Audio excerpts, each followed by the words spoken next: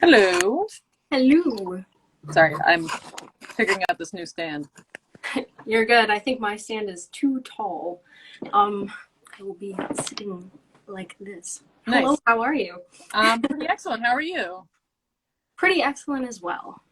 I'm So, like balancing this on my voting pamphlets. don't you love fun little rigs for making social media videos work? Yeah, 100%. Yeah. So it's so good to meet you. It's good to meet you too. Yeah, where are you tuning in from right now? Are you in LA? Are you somewhere else? I'm in LA. I'm North Hollywood. Nice. You're I'm in on the LA too, right? No, I'm in the New York area. Oh, chill. Nice. Yeah. So we're bi-coastal right now. Nice. I love And New York. yeah, me too. It's really great. I've yet to go to Los Angeles actually, so one day. It's pretty cool. It's really, really warm. There's beaches, which is nice. That's that's good. Sunshine. hmm Yeah. So as people are tuning in, I see a few people have joined us. I think more will come in as we continue. hmm Um, I'm going to give a welcome in a moment, but as you're tuning in, drop where you're tuning in from. Let's see where everybody's from today. Can you tell me how to pronounce your first name? That way I know that I'm getting it right. You're good. It's Gabriel. It's Gabriel. Awesome. Okay. So, very nice to meet you, Gabriel. And yeah, I guess let's get started. So, hey everybody, my name is Morgan Taylor. I'm an award winning documentary filmmaker, and I'm here with the Women in Film Project for the Featured Artist Series. And we're so excited to have Gabriel with us today. This is the fifth installment of the Featured Artist Series. And as a whole, the Women in Film Project is all about telling inspiring stories of filmmakers all around the world. We're making a global filmmaking community of people who are doing awesome work, have all the experience and the wisdom and the nuggets to pass along to those who are just starting out or dreaming of starting out, to create this beautiful community for women in film. So I'm here with Gabriel Karnick. And Gabriel, why don't you take a moment and introduce yourself for those on the call who don't already know who you are? Awesome. My name is Gabriel Karnick. I am an award-winning director and cinematographer. I'm based in Los Angeles, but I've been lucky enough to work globally.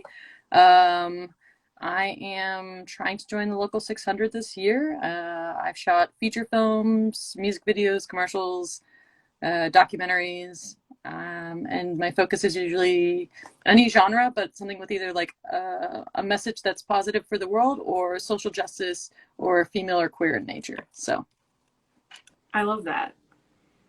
Yeah, I think there's a lot to be said of inspiration and where we draw it from, as well as the types of stories we like to pour ourselves into.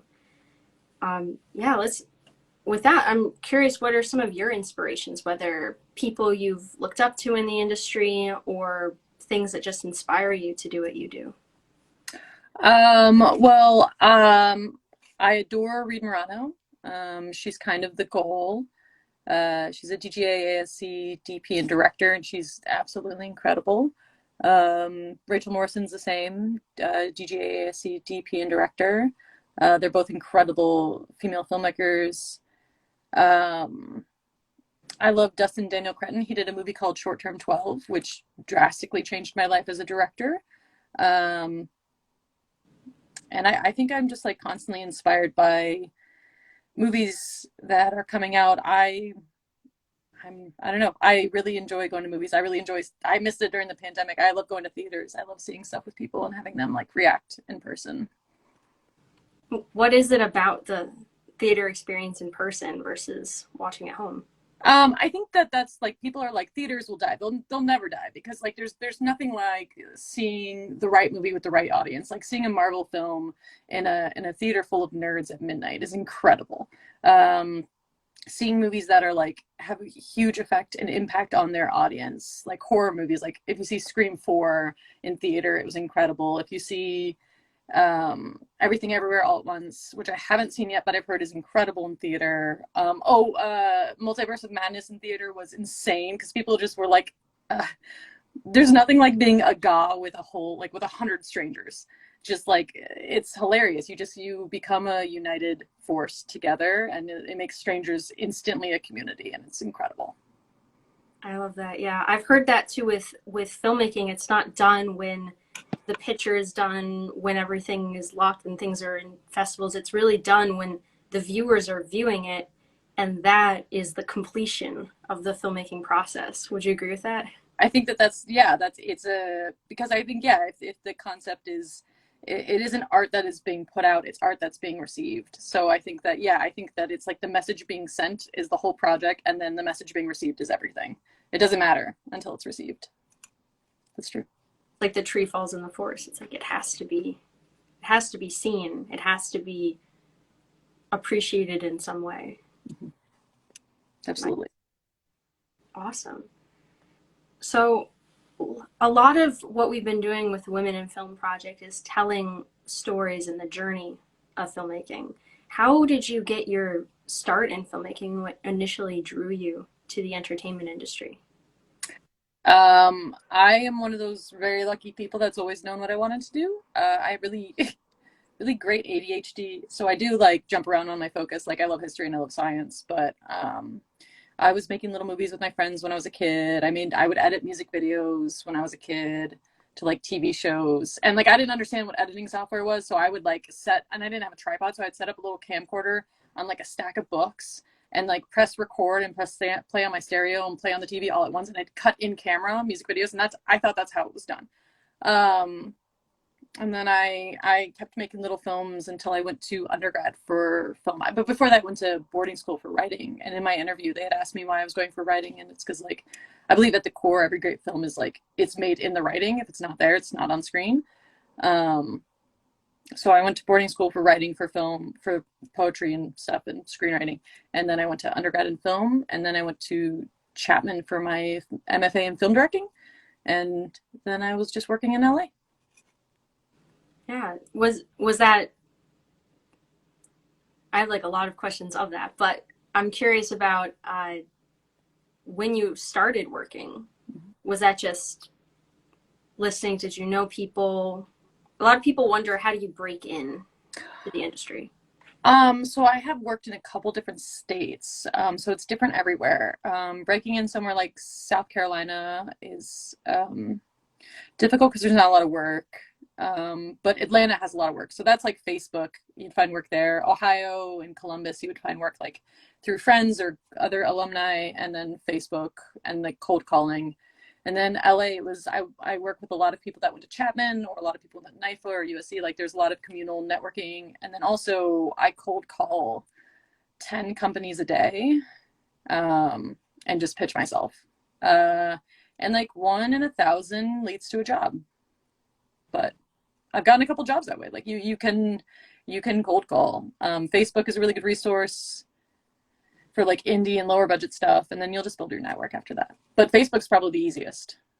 For Facebook, is that I've seen the alumni groups. If you're a member or an alumni of some sort of organization or something that does film, is do you mean that, or are there other maybe local community filmmaker groups to look out for? Oh no, like if you're in LA, there's about like 10 different groups that are like LA low budget indie filmmakers, LA film crew. I need a production assistant. I need an assistant camera. I need a camera operator. Like there's a bunch of different groups that you can join without being an alumni of anything. Honestly, the alumni groups probably have less job opportunities than the Mm. standard groups.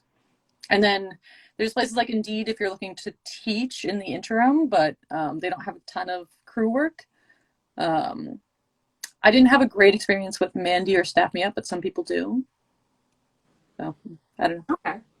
No, those are all great resources for people who are trying. And I like even the persistence of the cold call. It's almost like try everything, be persistent, keep keep at it, and then something will come of it. Even if it's the 1 in 1,000, you can be persistent to get the work. Yeah, and cold calling, like you'll get invited to parties or your network, or you'll go have lunch with somebody or coffee with somebody, or like I like a lot of musicians, and I'll cold call some of them, and sometimes that works out. Like if I just love somebody's music, I'll hit them up. Or if I see a short film, I saw the short film recently, and I can't remember the name, which is terrible, um, which is awful because it was absolutely glorious. But I hit up the director and the DP on Instagram and just told them how much I liked it, and then we just chatted for a while. So you can always DM people, which is shocking to me. Everyone is so available. Everyone is like crazy available. Modern technology, it's just like you don't have the necessarily the secretary blocking the way. It's just social media has opened that up where you can talk to people.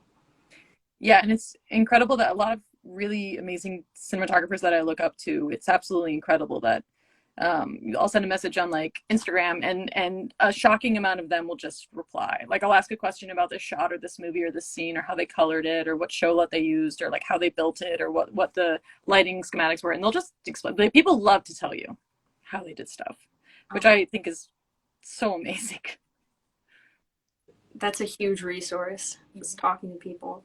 When you do network and meet people, whether it's at the parties or when you reach out, what's your calling card typically? Is it like a business card or resume, or like a, do you lean on a particular type of reel, or a website, or what's the thing that you're handing out to tell people about you?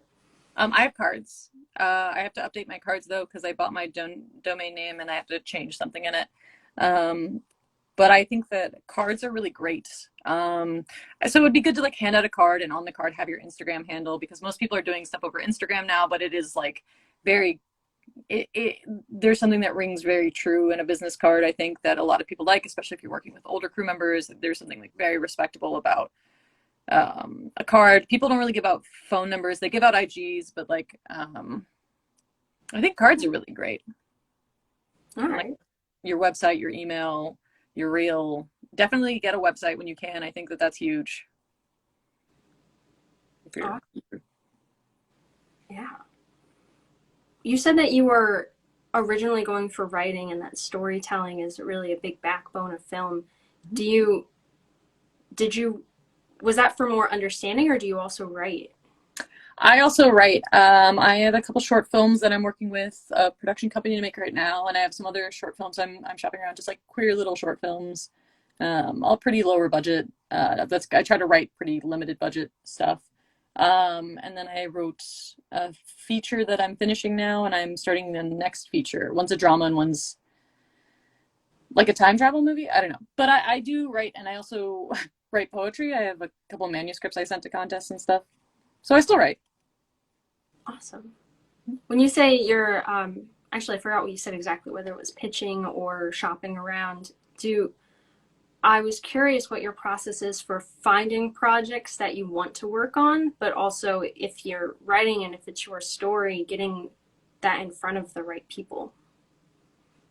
Um, so for getting it in front of the right people, I don't have an agent yet. I am looking for like a DP agent.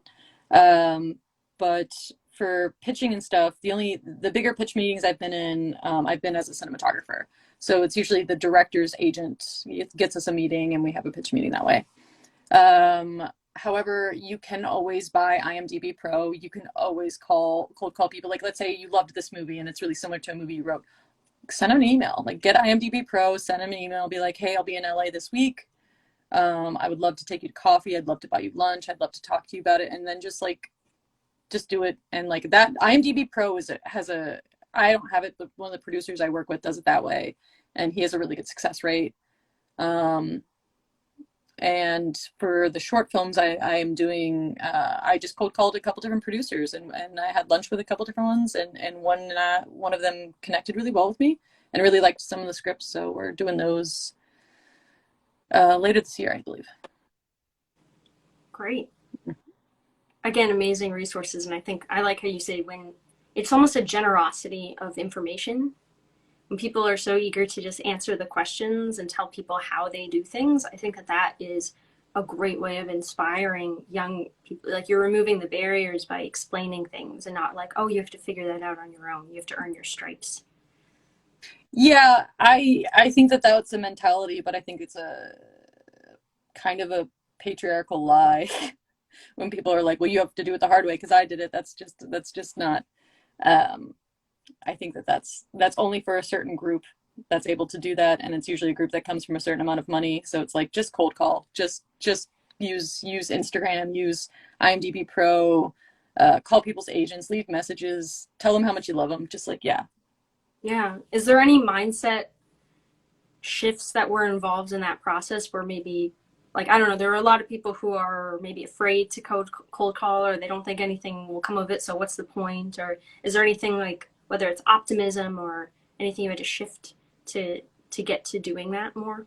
Yes, I am a very socially anxious person. It's very difficult for me to talk to people, so it's was really hard for me to make phone calls.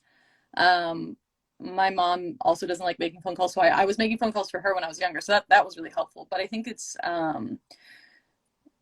don't say I want to be a director. If you've directed anything, you're a director. If you've shot anything, you can be a DP. Like where we are is what we say we are. So just like I don't know, practice a script and if you haven't done anything, be like, I want to do it. But I think that it's optimism, it's confidence, it's love. Like if you love cinematography and you love this cinematographer and you love this specific movie and this specific scene and how it's shot, and you're like, how did you light it? Just hit them up on Instagram and be like, I love this. Just be honest. Like a lot less people respond to this is me and this is my stuff. Look at it. A lot more people respond to I love this thing that you did.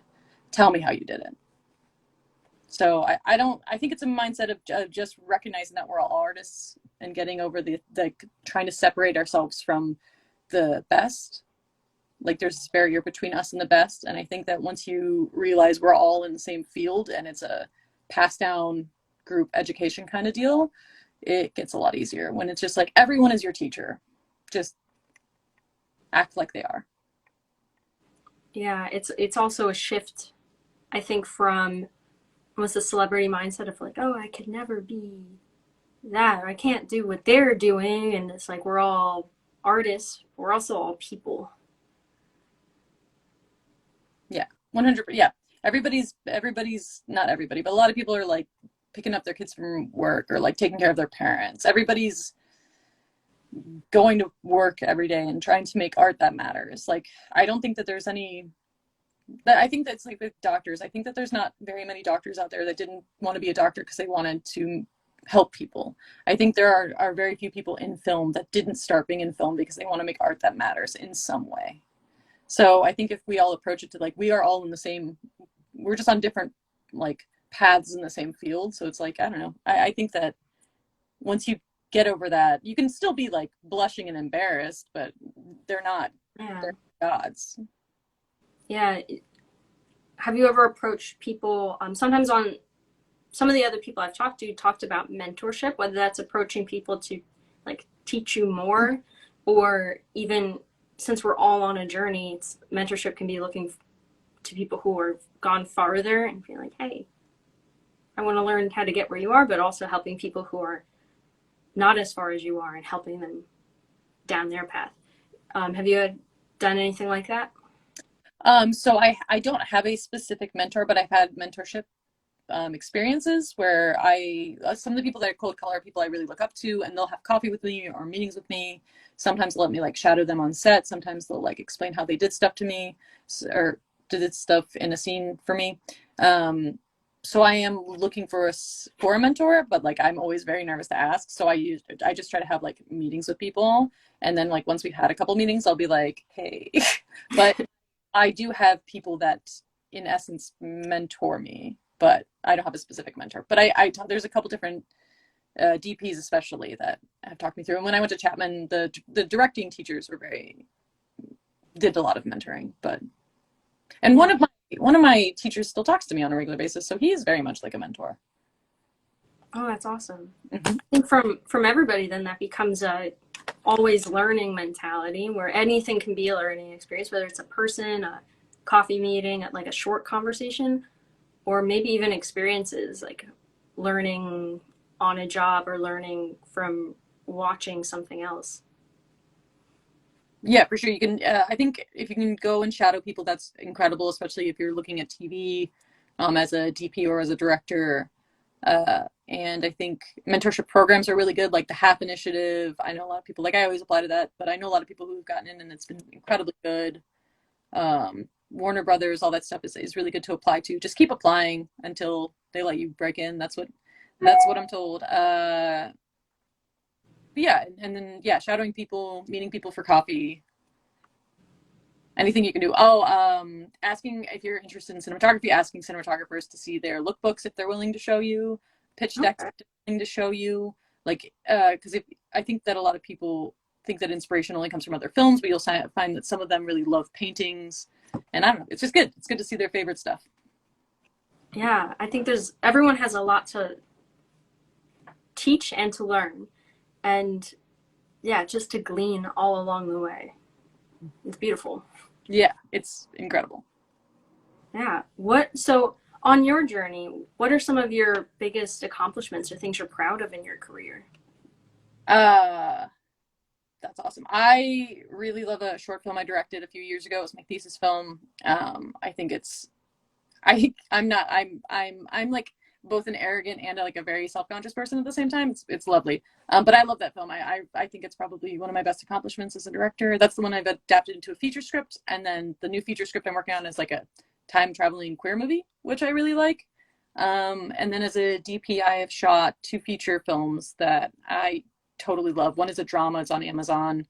Um, and it's like emotional realism, which I love, like, or magical realism. I don't know what the difference is. And then the other one is a comedy that's going to Shopping Around Festival right now, and it's doing really well, and it's so funny. And the director, who's also the lead actor, is incredible, and I love them. They look totally different. And the next one we're shopping around right now, we're pitching is a thriller about ableism, and it looks different than anything we've ever done. Like I love this director that I usually work with because every time I'm just like, I'm gonna do something weird. And he's like, do it, and I don't know. It's great. That's amazing. And I think that's how, like, encouraging people to not do something so cookie cutter or what everyone else is doing is how you get amazing, like, I'm trying to think of the word, but like something that's different and beautiful and that hasn't been seen before. It's by encouraging people to do their thing and add their artistic flair on their pieces. Mm-hmm. Yeah, for sure. Yeah, I love that. For the one that's on Amazon, can you tell people what it's called or if anyone's interested in going and watching that? Oh yeah, it's called The Forbidden Wish. It stars Johnny Perchtold and Sammy Ratibi, and uh, it is a drama based on a play about. It's mostly a bottle movie, so it's almost all one location, and it's a real time movie, so it's happening like it's like a 2 hour conversation, and it's about a young boy who suffers from mental illness that wants a rabbi to give him the mourner's kaddish, which is a prayer for the dead because he wants to kill himself. So he's essentially asking for a blessing to commit suicide, and it's a pretty wild little movie, and I loved shooting it. The writer director is Michael Karnick, and he's my cousin, and he's the one I'm doing the thriller with. He's absolutely incredible. Amazing. Yeah, so anybody who's interested, go and check that one out on Amazon. It must be so cool to see your work go through that whole phase of, you know, pre-production, production, post out there, festivals, but then also to be received and to be seen. Do you ever, I don't know, is there a certain feeling that you feel when your work is out there for people? It's incredible. I remember when the Forbidden Wish went to festival and did pretty well, and then production. I remember when the director told me that a production company was picking it up to put it on Amazon and Vudu and all that stuff, and I was just like, I don't know. It makes me feel like a grown up for the first time. It's pretty cool. I always feel like a kid, so it's cool to be. I don't know. It makes you feel like you're actually doing something. Like it's real. It makes it concrete. It makes you feel like you're supposed to be here. Awesome. I love that. And I'm excited for you as all you have so many in progress projects. I'm excited for you to feel more of that Yeah, too. That's because that sounds really wonderful. yeah. It's very addictive to just be like I would love to get something on. I'm sure you've seen like HBO documentaries. Mm-hmm. They're the best. Like if I ever make a documentary and it ends up on HBO, that's it. That's the epitome of like documentaries to me. Like if I think when stuff goes to the right place, it's just the coolest thing in the entire world. Yeah. Do you have certain dreams, whether it's like, I'm trying to think of the word to describe it, but you know how sometimes people have goals where it's like, here's my 2 year goal, my 5 year goal, my 10 year goal. And then sometimes it's just like, here are my big dreams and I'm going after them. Yeah. Well, my short-term goal is I'm trying to join the local 600 and get an agent as a cinematographer just to uh, get more work and do more features. I have a feature I'm shooting, two features I'm supposed to be shooting either the end of this year or early next year. And I'm trying to do stuff before then. So I'm trying to get an agent and join the local 600 so I can do more union work. And then long term, I would love to, which is silly, I would love to be like a DGA director and join the ASC as a cinematographer because that's just the best. The best are in there. And that's, yeah, that's my goal. And I want to make movies that are like queer or social justice or just trying to make the world a better place and are beautiful and like be able to eat food and pay rent on that. That is a great dream. I don't think it's silly at all. To be able to make a living off of something that you love doing. Yeah, that's it. Yeah. Have the money to buy a house in California because I want my mom to move out here, so but I have to like buy a house and housing here is a Mm. joke. In New York, it's probably the same as New York. Yeah, it's similar. It's a crazy, crazy market right now. Mm. Yeah. Looking for some more questions. And for those of you who are watching, feel free to drop your questions. There's a Q&A box or write in the chat. We'd love to answer all of your questions. I have one here. What's the most challenging part about cinematography? Um, I mean, I think it's all. I think I'm really crazy about pre-production. I will spend an insane amount of time in pre-production. I love overheads. I love lighting plans. I love lookbooks. I love lens plots. I love lighting plots. Like I'm very much into pre-production because when I'm on set, I'm just like going. It's just like so you can make instant decisions. Um, so I think challenging is probably making sure adapting the plans on set to make them work in the time you have to get the director's dream, I think is challenging, but it is also my favorite part. It's the hardest part, but it's like great because it's the most artistic part. Because you have your plan, which you can always fall back on, but the director's like, but I want it to feel like this instead. And it's just like, great. I love that. So being very adaptable and staying calm in the environment when everything is crazy is pretty hard. And remembering that like no shot is worth your safety and we're not doctors and it's stressful, but like meditate, like keeping that work-life balance in your mental health is hard, but I do absolutely love it. Yeah. Is there something in that work-life balance and mental health, whether it's like tricks or practices or things that you do that is helpful? Because that is a big part in I think any field, but as a filmmaker, a lot of times that journey is like a lonely entrepreneurial, like you're going after your dream thing. Is there anything particular that you do or any advice in that avenue?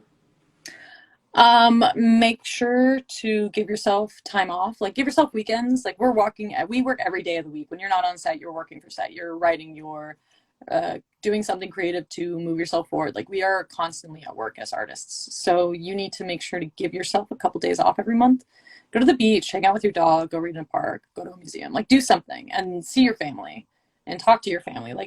Nothing we do will ever be more important than the people in the world. So, and it also keeps us connected, like emotionally to people. Like the best stories you're going to write or do are going to be emotionally based. So if you're working constantly and you never have that, you lose it. You lose where it's coming from. You get lost in the capitalism of all of it, which is great, but it's also just like not necessarily what it's about or what it should be about. So it's just like make sure that you're living your life every time I shoot a feature film, I try to take a week or two and go somewhere, like go somewhere and do something and not work. And I think that that's important to make sure that you take vacations and give yourself time and go on walks. And like if you're just like not feeling it one day, like if you're working and you're just not feeling it, like not obviously on set because you can't do that, but like if it's like one of the days you're supposed to work at home and you're just burnt out, like you can always just take a day, like go binge a TV show. I don't know. Like just remember that we're not doctors, we're not lawyers. What we do is important and it matters, but it's like it's impossible to do if you're burned out. Yeah, that's amazing advice and very important because sometimes we think that if I'm working harder, I'm having more of an impact, and like or like I'm having what I'm doing has more value because I'm go go go go. But you can't really help. I don't want to say help people, but you can't help others if you're on empty. You know, you can't, but you also can't maybe work out of an overflow if you're like all your tank of energy and is all burnt out. Yeah, I think that there's, especially from the older generations, I think there's a mentality in this industry too that because we're all working on our own, it's very easy to allow uh, the toxic work environment mentality to sink in. It's very, very common in our industry. So I think it's really important to remember that, like, you are a person and you should be treated as such and like treat yourself as such. So like the idea is that if you hustle harder, you'll be more successful. But it's like you do also need to like go to the beach, like go to a creek, go to a lazy river, be out in nature. Do don't bring a camera somewhere. Like just go. Yeah. The rest becomes something that is productive, and the self care is something that is actually moving you forward. Yeah. And a lot of people in the industry will tell you if you're not finding work, go on vacation. You'll get 20 work calls. Like that's always how it is. Plan a vacation. It's the phenomenon. As soon as you don't want to hear from people, it's like, there we go. A bunch of Here's open doors. yeah. Yeah, that's good. Have movie night. Have like friend things. Go see people. Like it's surprising where jobs come from when you're like relaxed. Mm. It's almost like an energy thing of the law of attraction. Like when you're I'm not really sure how it works, and that's like I'm not an expert in that, but it's like almost when you're all stressed, it's like you're not allowing anything to come to you. But when you're relaxed and open-minded and like it's so surprising, but you're right. It just things start happening, connections start being made when you're not trying so Yeah. hard, grasping so tightly. Yeah, I think it's not in a religious sense, but there is a type of faith to it. And like to be humble and to also be confident and to also have faith. Like and to never like you can always if you have to choose between like working yourself to death for one job or like taking a week and being a human and then like delivering for doing a gig work for a week or something or just taking a teaching job for a short amount of time, like there's a lot of mental health stuff that we gloss over in this industry in order to like be constantly hustling, like taking jobs that pay you under minimum wage and stuff like that, where it's just like no, just it's cool to do whatever you got. Like we're in a generation where we're never gonna fully get to where our the generation before was at our point. So it's like you don't need to stress about that Is as much. that ever is that ever a factor for you in picking jobs? The money, Like the mental health and the whether that's like, yeah, oh, this is like a high stress one, or this is like something that will take away something I value in my life, whether that's like peace or whatever it may be. yes. I think that the pandemic though was traumatic and devastating and a lot of people died. I think that there were inadvertent mental health positives for some of us, and for one of mine was like sort of I've always had a sort of moral code. Like I will do horror movies and thrillers. I love anything. If it's a well-written horror movie, I'm in. But I did turn down a feature because, and there's no shade to the feature at all. But for me personally, I can't do anything that glorifies gore. I'm not like I've done a movie with gore in it because it was a really well-written queer horror movie and it was Right. fantastic. That's fine. But if it's a movie that's very much about the glorification of pain and or gore itself, that's my mental health is not built for that. I know some people are totally chill with it and that's what they love and that's great. But like So there's that kind of thing. Um, there are type of I'm very comfortable shooting sex scenes. I've shot a lot of them, but it's uh, how somebody how the creative team handles how we're going to do sex scenes will very much inform whether or not I'm comfortable taking a job. Um, but now we have a lot more rules about it, so it's a lot less of a problem. And then my parents are not super young, so if they are needing something, then obviously that will affect whether or not I'll take a job. Um, so yeah, I think I don't. I'm not worried about the amount of hours. If it pays me enough to pay rent and it's a really good script or a really great crew or like the movie's like really important, then I'm usually super in. But there are there's a few factors. Am I going to have nightmares for a month? I'm not going to take it. Or like, does this person think of labor as less important than equipment? That's usually pretty much a no for me. Like you can usually tell that really quickly. If somebody pay crew very little, but they'll get the most expensive equipment, then I'm usually out. So that's really their value of what they place the value on people. Yeah, yeah. Yeah. That like I my crew is incredible. I've had the same crew for years in LA, and I've worked with some incredible crew in New York and some incredible crew in Atlanta, and I'm trying to break more into New Orleans, and like I worked with incredible people, and nobody's ever paid enough. Obviously, that happens. But if there's a I usually I work with one producer a lot, and she's incredible because she will just give me a flat rate budget for crew and gear because she knows like I love to do my own budgets as a cinematographer because then I can distribute the money. I can break even on equipment and crew. Like if I need to bring a camera, like we don't necessarily need to shoot on the Alexa Mini LF if the crew needs to be comfortable, like more comfortable. Like they need to be paid like what they're. You'll never be paid enough, but you should be paid enough that you're not worried about it. Like a first AC can't be a great AC if they're worried about rent. So yeah, I think that a lot of producers that I work with are really incredible in letting me have more of a hand in budgets than I think DPs normally have in my experience. So I really appreciate when they do that because it's then I can get you a great image. Like you can be on a Black Magic, like you be on a FX9. Like you don't need the nicest stuff always. Yeah. For for you, is that something that you learned whether in film school, the budgeting side, or is that something that is more you knowing what you want to do creatively and then translating that to budget? I really like math. I'm kind of a nerd, which is like I approach cinematography from a very math base as well. I really, really like numbers. I was really into math in school, like math and science. So when I was working as a one-man crew, I was a documentarian for an art gallery for a while, and I was a one-man crew, so I had to do all the budgets and everything myself. So I guess I did it then. It was after undergrad, before grad.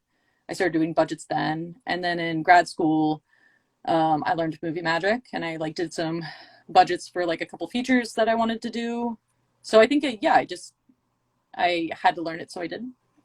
Movie magic is great. I don't own movie magic now, so I just do it in Excel, but Is Movie Magic an app? yes. So if you were in the producing world, there's a movie magic budgeting and movie magic scheduling. So if you're a first assistant director, you're usually using movie magic scheduling to schedule, like do the strip board and day out of days and stuff like that. And then movie magic budgeting is what is the standard for budgets in the film industry because it comes with a top page. But the program is like $300 to $500. So there's a big barrier for a lot of people. Um, but in my experience now, a lot more people are accepting like if you can pre-program Excel and like different softwares to have the same formulas.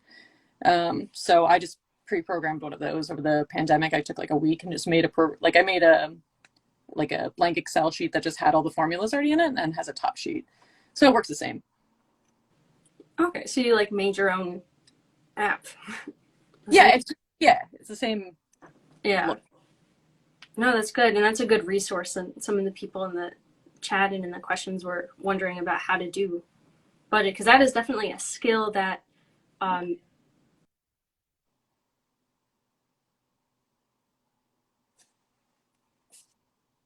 I can't hear you. calling me. I'm not sure if my audio Oh, you're good. Yeah, stopped. sorry. Okay, I'm back.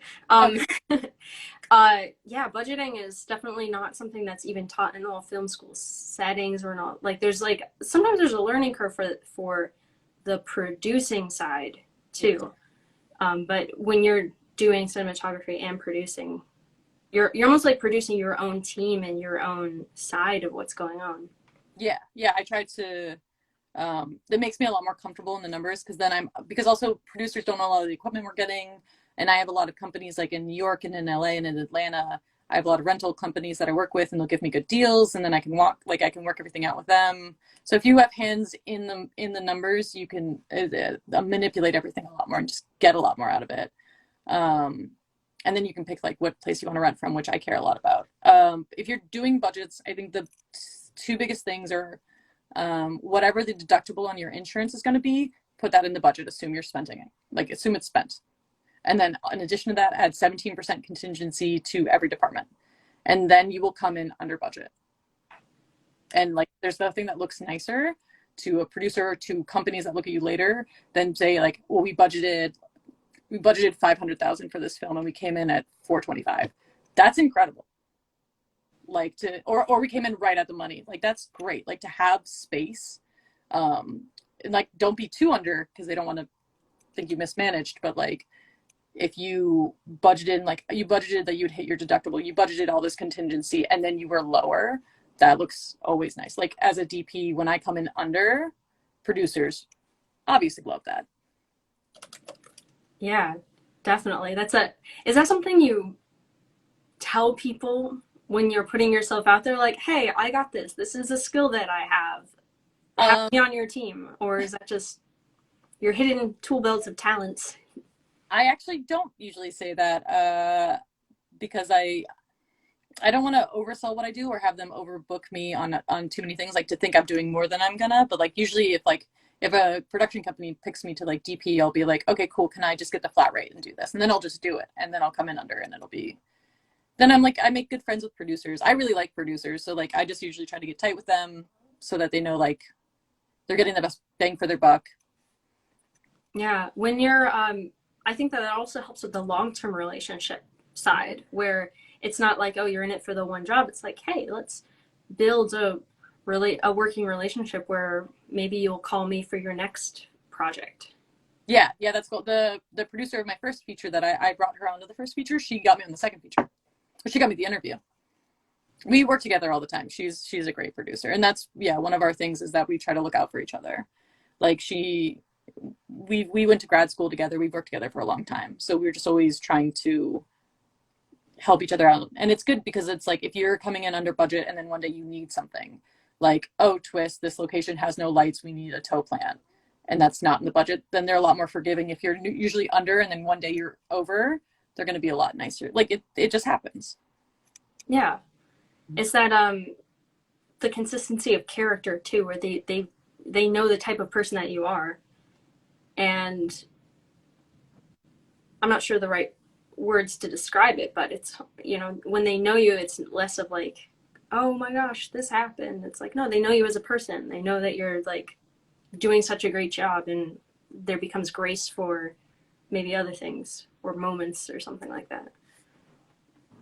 One of the producers I work with is type Vishant. He's amazing. He typed on the little chat, so I was just saying hi. Yes, hello. I'm looking to see if there's more questions. I think we answered a lot of these.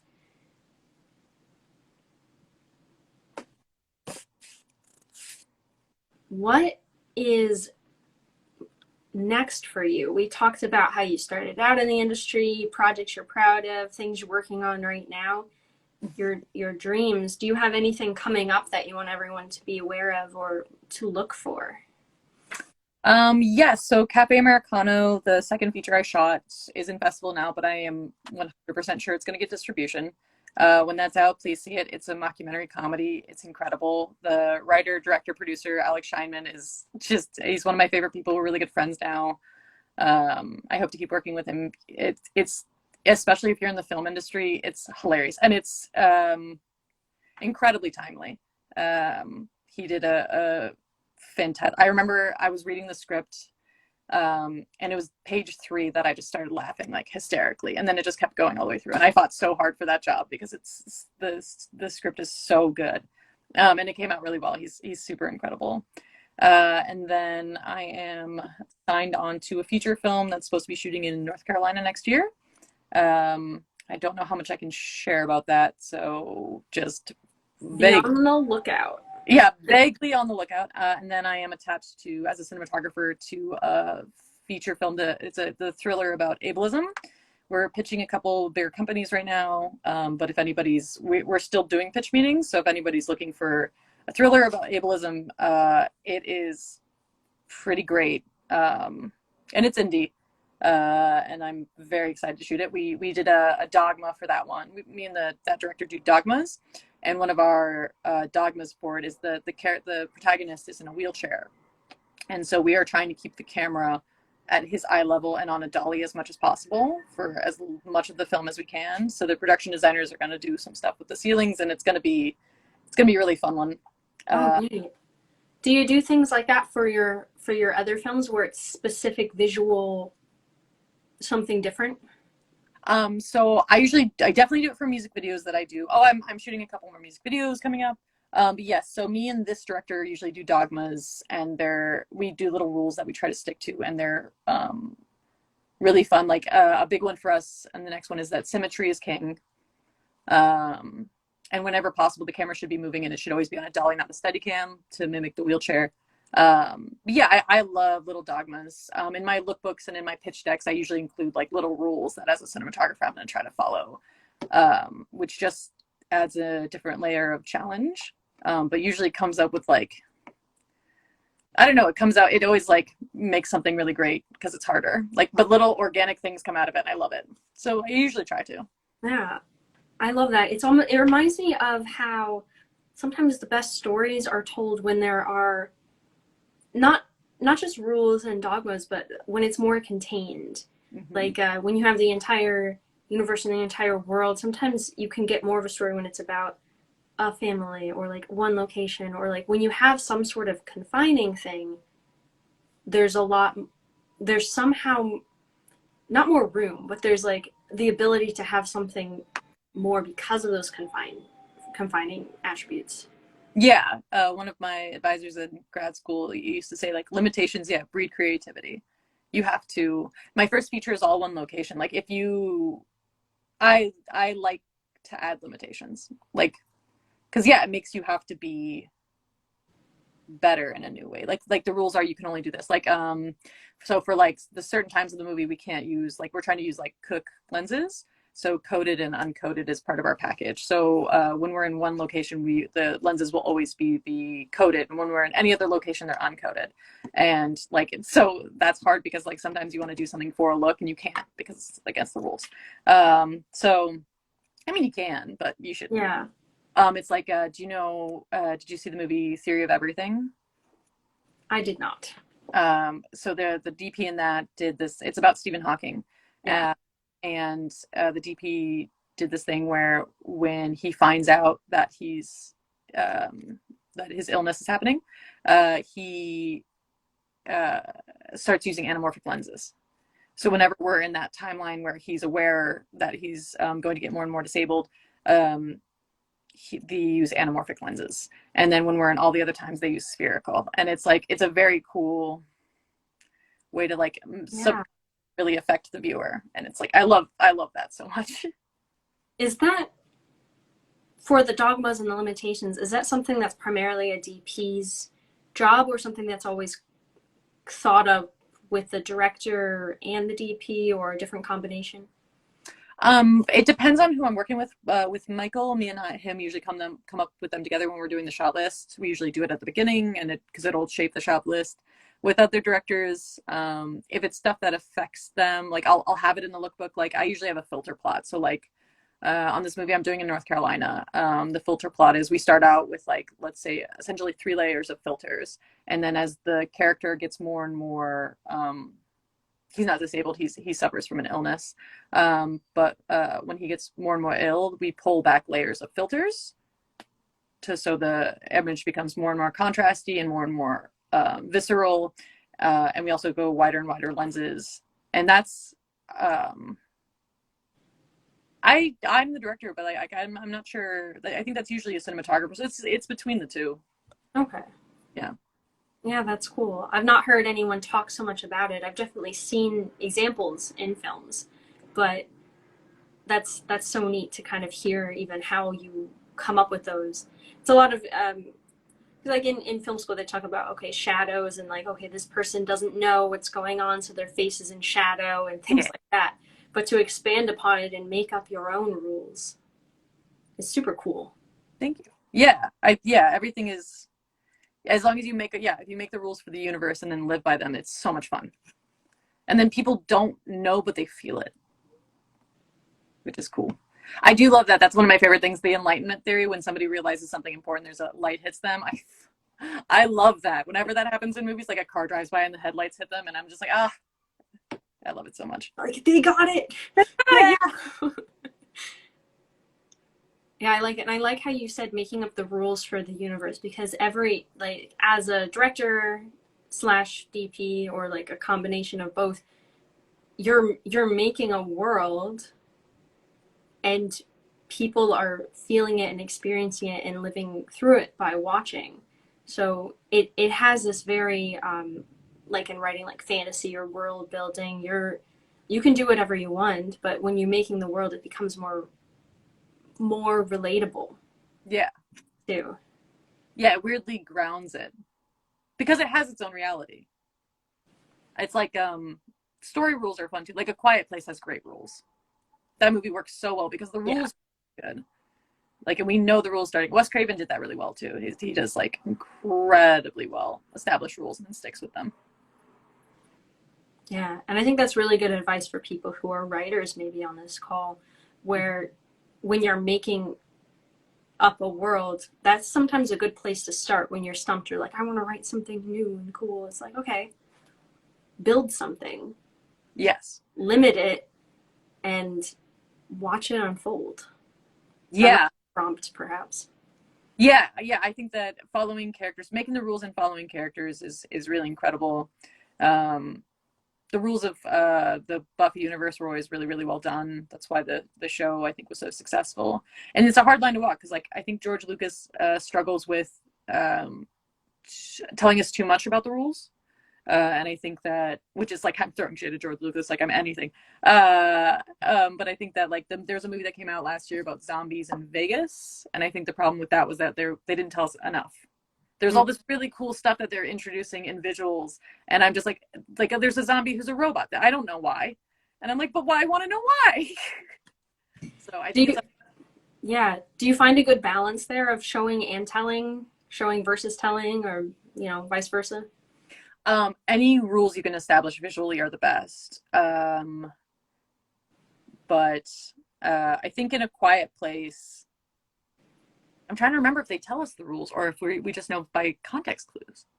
I think they show us because in the opening scene is the cold open. We learn the rules from a scene. So if you can tell us the rules in a scene, um, that is incredible. Especially if the one major rule should be told visually. But then like little rules can be sprinkled in dialogue. But yeah, as much as you can show visually with the rules, like the fountain does really well, showing all the rules. I love that. We have one more question here, which is with all of the booming work in Atlanta, why move to LA? And that may be a personal question from somebody who might have wanted you to stay in Atlanta, but Yes. I do love Atlanta, and I did have a great time there, and I will be coming back whenever I get work. I think because my network is in Los Angeles, but I do love traveling work. So I got to shoot in New York this year, Atlanta. I'm trying to shoot in New Orleans. I got to shoot in Ohio. So I stay in LA because it's where my network is based, but I am always down to go to Atlanta. Plus, it's really close to my mom, and Vishant's there, and I do adore working with him. awesome. Amazing. Well, we're coming up on the hour and I've gone through most of these. I've had such a fun time chatting with you and hearing your story and also picking your brain about all things industry. This was so fun. This is Is there great. anything else you want to tell people about? Let anybody know? Any last minute nuggets of wisdom for people starting out in the industry, perhaps? Um, don't let people treat you like crap. Take everything seriously, but not personally.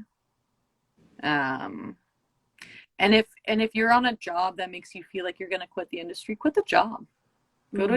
a job, replace yourself, but quit the job. I think we're artists and we're essentially children for life, so you should enjoy what we're doing. But yeah, also, I don't know, nobody is ever too big or too great to learn stuff from people. So good. I love that. And that's so great. If you ever want to quit, sometimes it's the immediate circumstance in front of you, but you still have that dream. Yeah. Yeah. People can crush you. Um, but just like take a deep breath and just walk away. Like if a job makes you want to quit the industry, it's the job. That's so great. Thank you so much, Gabriel. It's been such a pleasure talking with you. Everybody, if you're not already, please go follow Gabriel and the work that she's doing. Stay connected and stay connected with the Women in Film Project too. We have more of these interviews going on over the coming months. We're excited to continue to share stories and just build that community of filmmakers and make connections like this and encourage you guys to reach out and ask questions. And we're here for you on this journey. So thank you again. Thank you so much. All right, take care and talk soon. Right. Bye. Bye.